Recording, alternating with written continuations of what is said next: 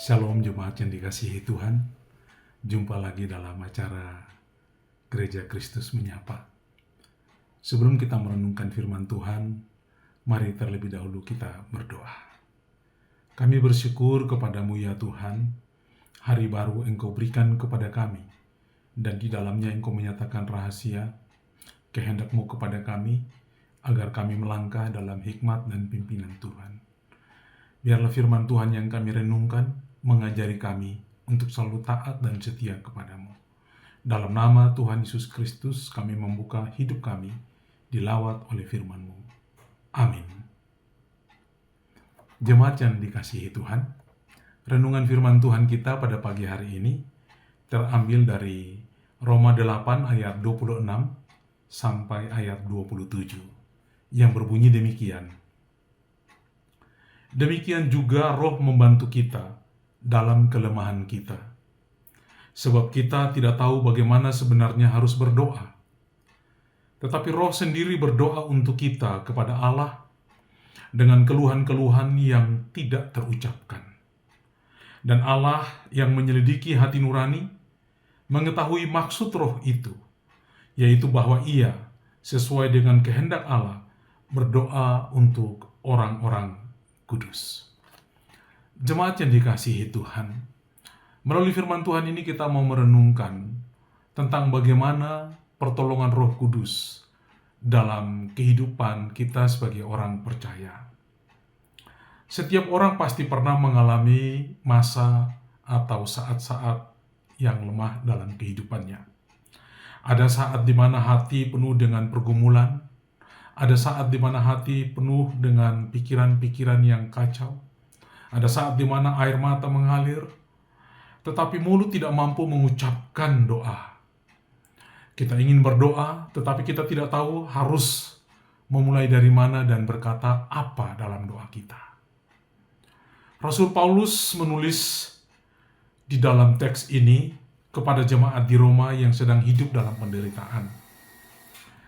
Hidup dalam tekanan, hidup dalam pergumulan iman. Di dalam pasal ini, Paulus mau menunjukkan bahwa kehidupan orang percaya tidak bebas dari kelemahan, keterbatasan, dan keterpurukan kehidupan.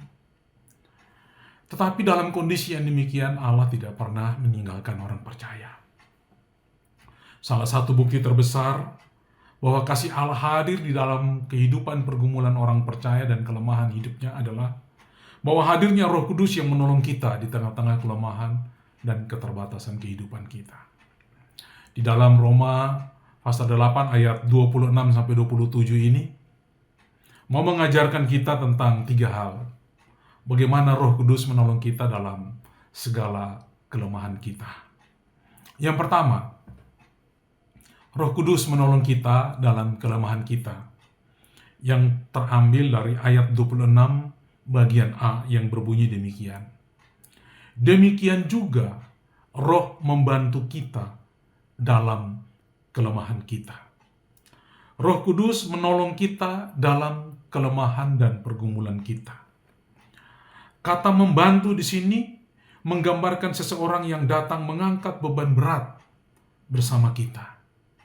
Roh Kudus tidak sekedar melihat penderitaan kita, tetapi Ia ikut dan mengangkut beban hidup kita. Paulus tidak berkata, jika kita lemah, maka kita menjadi lesu dan tak berdaya. Tetapi Paulus mau berkata bahwa ketika kita mengakui bahwa kelemahan adalah kenyataan dari kehidupan orang percaya, maka kita juga harus menyadari bahwa Roh Kudus selalu siap membantu kita mengangkat beban kita dalam pergumulan dan kelemahan kita. Kelemahan itu bisa berupa kelelahan rohani. Bisa juga tentang kebingungan mengambil keputusan dalam kehidupan. Bisa juga tentang penderitaan hidup, pergumulan akan dosa, duka cita dan kehilangan, ketidakmampuan kita dalam memahami kehendak Tuhan yang dalam. Kadang kita berpikir bahwa orang Kristen sejati harus selalu kuat. Namun Alkitab jujur berkata bahwa orang percaya pun bisa lemah. Orang percaya pun tidak mampu dalam menjalani kehidupan imannya. Bahkan dalam kelemahan itulah Alkitab berkata Roh Kudus membantu kita. Kata membantu ini tadi sudah dikatakan bahwa Roh Kudus mengangkat beban kita, bekerja dalam kehidupan kita yang paling nyata supaya kita menjadi kuat kembali. Oleh karena itu, jangan malu mengakui kelemahan kita di hadapan Tuhan. Tuhan tidak menjauhkan kita dari kelemahan, tetapi Tuhan menolong kita melalui kuasa Roh Kudus itu justru hadir pada saat kita tidak sanggup untuk berdiri kembali. Ibarat seorang yang memakai payung berjalan di tengah hujan yang deras. Payung itu, ketika ia menggunakan payung berjalan di tengah hujan yang deras, bukan berarti bahwa payung itu bisa menghentikan hujan itu. Tidak. Hujan tetap turun, tetapi dengan payung itu, orang itu dapat berjalan dengan aman di tengah-tengah hujan yang deras. Di tengah-tengah kehidupan kita pun demikian. Roh Kudus membantu kita, menolong kita untuk berjalan di tengah-tengah kelemahan kita. Bukan berarti bahwa kelemahan kita lalu pergi dan pergumulan kita langsung pergi. Pergumulan tetap ada, tapi melalui kekuatan kuasa Roh Kudus, kita menjadi nyaman dan mampu dan kuat untuk memikul semua beban pergumulan kita. Yang kedua, Roh Kudus menolong kita ketika kita tidak tahu cara untuk berdoa. Kita baca dalam ayat 26b yang berbunyi demikian. Sebab kita tidak tahu bagaimana sebenarnya kita harus berdoa. Kita tidak tahu harus bagaimana berdoa. Bagaimana mengungkapkan perasaan batin kita yang penuh dengan tekanan, penuh dengan himpitan, penuh dengan pergumulan dalam banyak hal. Bagaimana kita harus mengungkapkannya? Ini bukan berarti bahwa orang percaya itu sama sekali tidak bisa berdoa. Tapi seringkali kita tidak tahu apa yang terbaik di dalam doa-doa kita. Seringkali juga kita tidak tahu kapan Tuhan bertindak dalam kehidupan kita. Seringkali juga kita juga tidak tahu apa kehendak Tuhan dalam situasi seperti pergumulan yang berat yang kita alami.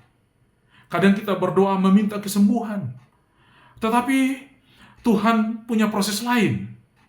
Kadang kita meminta supaya pintu-pintu dibuka, tetapi justru Tuhan terlihat menutupnya bagi kita. Kita meminta jalan yang mudah, tetapi Tuhan membentuk karakter kita melalui kesulitan. Dalam keterbatasan seperti itulah Roh Kudus bekerja, memampukan kita dalam ketidaktahuan kita untuk bagaimana seharusnya kita berdoa. Pelajaran penting adalah doa bukan bergantung pada kefasihan kata-kata kita, melainkan pada pertolongan Roh Kudus.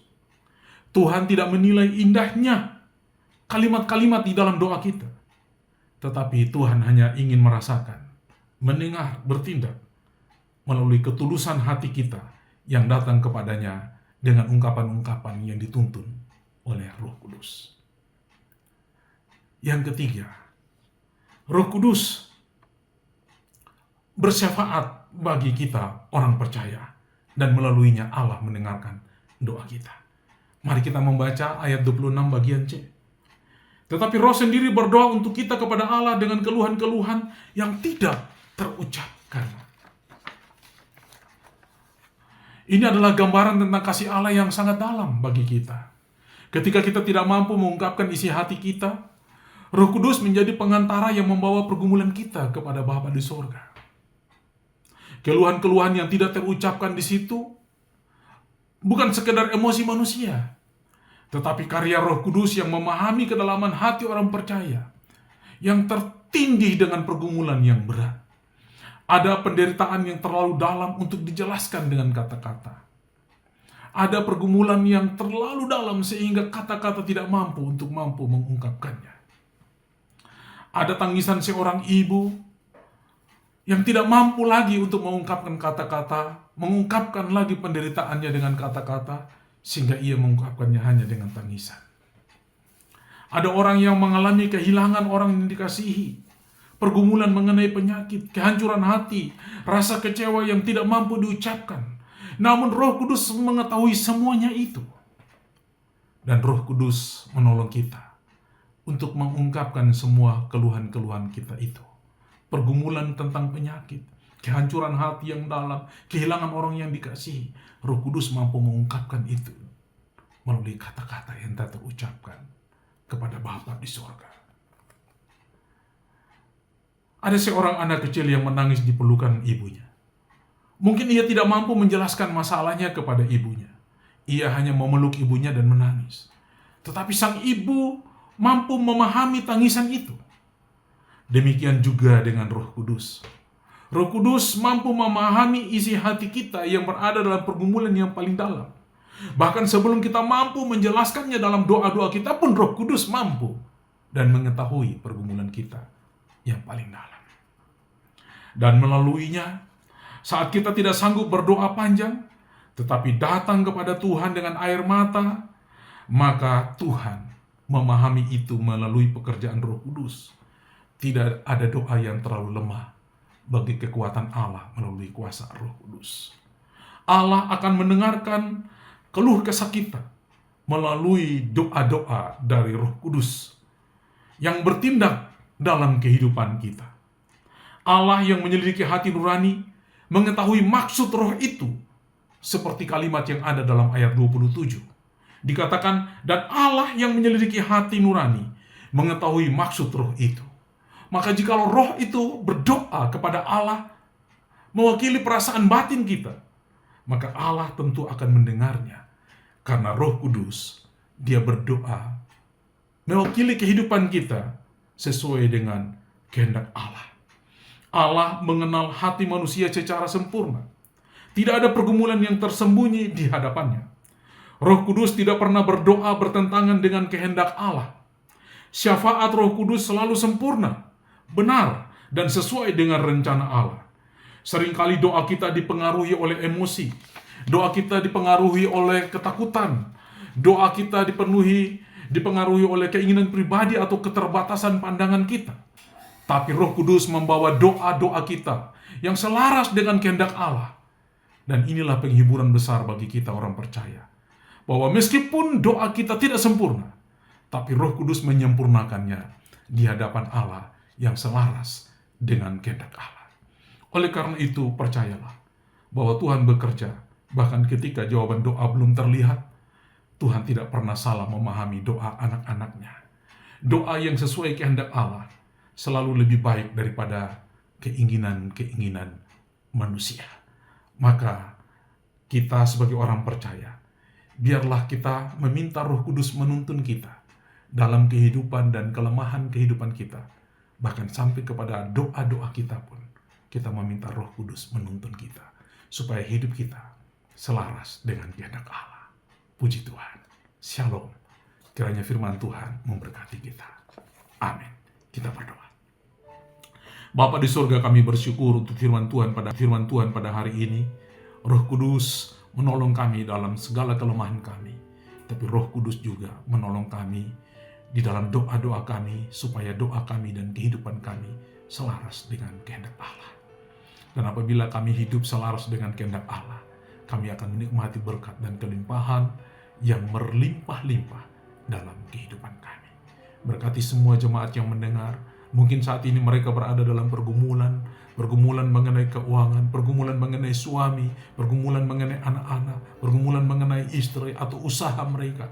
Ya Tuhan, biarlah Roh Kudus datang dan membantu mereka, mengangkat mereka dalam segala kelemahan dan pergumulan itu, dan memimpin mereka di dalam doa, pergumulan, supaya kehidupan mereka selaras dengan kehendak Allah.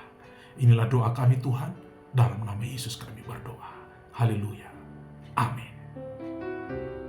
Puji Tuhan. Shalom.